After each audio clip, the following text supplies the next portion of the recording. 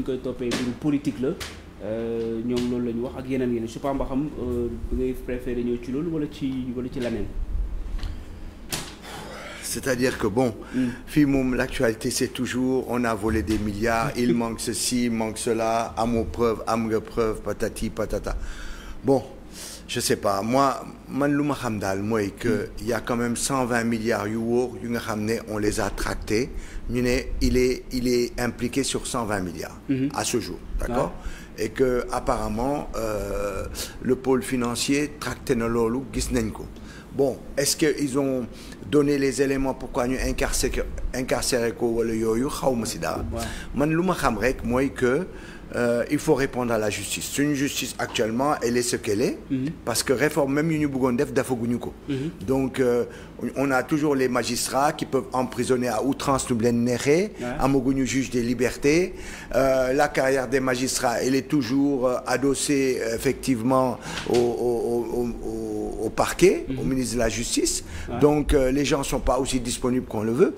Donc de toute façon on a une situation qui faut nga xam ne on veut changer la justice. On est d'accord sur beaucoup de choses par rapport aux dernières assises, mais ba léegi changé guñu ko.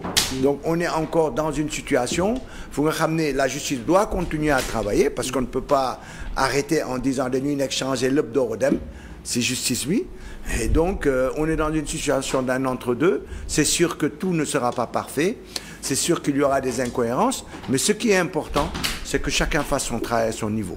Si le pôle financier estime qu'on a tracté plus de 120 milliards à ce jour à l'encontre de Farba Ngom, ses avocats ils peuvent dire ce qu'ils veulent, il va falloir qu'ils répondent à cela. Mais inquiétez-vous le fait que par exemple le Premier ministre Ousmane Sonko waxoon ci campagne électorale bi bon Farba Ngom dina def leneen bu fekkee ñu bu ñu jëmee ci yéen dina def leneen lu dul di présenter ci ay élections est-ce que inquiété-wu la. Non mais ça moi si tu veux les politiques sont toujours comme ça c'est-à-dire politique yi boo leen toppee tu t'en sors pas. Les politiques ne cherchent que ce qui les arrange parce que c'est le principe partisan même, d'accord? Donc su ma nekkee fii di def la lecture des politiques par rapport à telle ou telle situation, je m'en sortirai pas. Ce qui est important, c'est que le cap a été donné par le président de la République. On a fait des assises de la justice. Les assises de la justice, tout le monde est d'accord pratiquement sur l'essentiel. Il y a un point fondamental en ce qui me concerne, c'est le fait que le président participe ou non au sein du CSM, le Conseil supérieur de la magistrature. Pour moi, je suis contre, comme beaucoup de structures de la société civile, ainsi que les partisans des assises, on est contre. On pense qu'il doit respecter sa parole génn. Donc aujourd'hui, ils disent oui waruñu génn parce que la situation il y a des éléments nouveaux. Mais quel acte li nga xamante ne oui il y a que ça qui reste en suspens. Maintenant il reste à voter les lois. Il reste à les voter. Par exemple, mais les magistrats, il y en a plein qui n'ont jamais été d'accord, même quand on travaille sur les assises, c'est pas nouveau. La question, c'est pas nouveau. Mais dire qu'aujourd'hui, des magistrats sont pas d'accord. Mais alors, il est où le problème? Les magistrats, ils sont pas sous tutelle. Et on doit les libérer. On doit avoir une justice indépendante. Une justice indépendante, c'est pas une affaire simplement d'hommes. C'est vrai que les hommes jouent un rôle. Mais c'est une affaire de structure aussi. Parce que si tu as l'État qui gère la carrière des magistrats au travers de son ministre de tutelle, du ministre de tutelle des magistrats, que veux-tu faire? D'accord, les magistrats, ils vont suivre toujours de toute façon ce qui va être dit au niveau de l'exécutif. Or, nous voulons aujourd'hui une justice indépendante. Moi, c'est là-dessus qu'il faut me répondre. Il ne faut pas me répondre comme quoi les magistrats veulent ça ou les magistrats ne veulent pas que d'autres corporations bokkent si biir CSM. Parce que ce qu'on demande, c'est que d'autres corporations bokkent si. Parce que c'était quand même un cas. Voilà, bokk na ci point yi. Donc, je veux dire par là, nous arrêter simplement sur la question magistrat et bëgg nañu bëgguñu, c'est voir le problème par la petite lorgnette, hein. Et puis ça c'est pas nouveau. Quand le PASTEF ou quand le président de la République prenait sa décision de sortir du CSM, il y avait des magistrats qui ne voulaient pas que le président sorte du CSM à l'époque. Qu'est-ce qui est nouveau?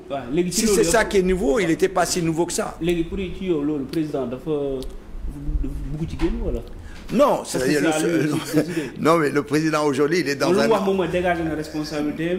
Non, non, le président est dans un entre-deux. C'est-à-dire, on est dans une situation de ne peut quoi. C'est-à-dire que il a dit, il a dit ni oui ni non. C'est-à-dire qu'il avait pris un engagement, celui de sortir. Ouais. C'est pour ça qu'il avait signé le pacte citoyen que nous avons présenté au sein, par exemple, de Sursaut Citoyen, ouais. Où on le disait clairement, il l'a signé. Et ils sont partisans des assises. Ils ont signé les assises, je crois, en 2015-2016. Ouais. Or, tous les assisards sont clairs sur la question. Il faut que le président de la République sorte du CSM.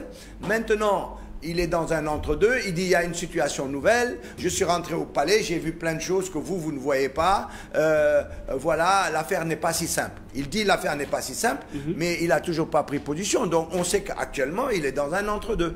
Alors, qu'est-ce qu'il va faire comme nous suivre son engagement vis-à-vis des citoyens comme nous?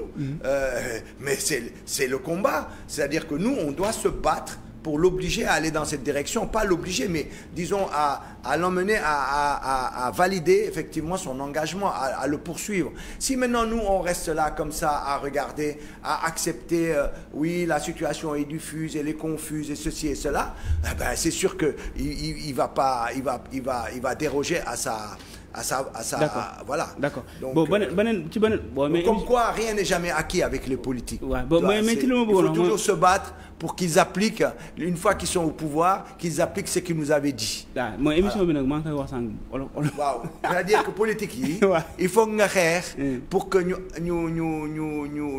objet nous appliquer, def lu ñu waxoon balaa ñu leen di élire. Mais bu ñu xasee ba ñu élire leen boo leen bàyyee rek dinañu trouver toujours solution ay explication yi nga xam ne mënuñu ko def ndax lii la wala lii la wala lii la. Alors que jëloon nañu engagement boobu c'est au moment bu ñu koy jël xam nañu lu tax ñu jël engagement boobu. Voilà. Donc am na beneen